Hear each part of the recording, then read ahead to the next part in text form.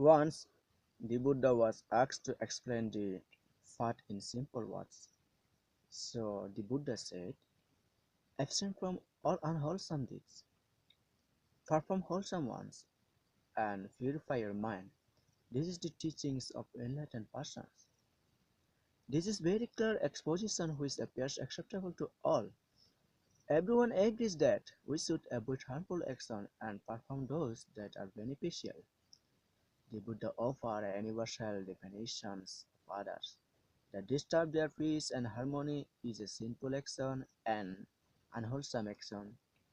Any action that helps others, that contributes to their peace and harmony is a peaceous action, a wholesome action.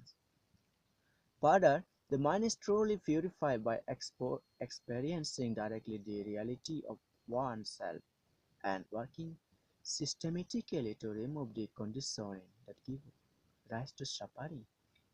The Noble Eightfold Path can be divided into three stages of training: Sila, Samadhi, and Fire. Sila is moral practice, abstaining from uh, all unwholesome actions of body and space. Samadhi is the practice of concentration. Fire is wisdom, the development of purifying insight into one's own nature.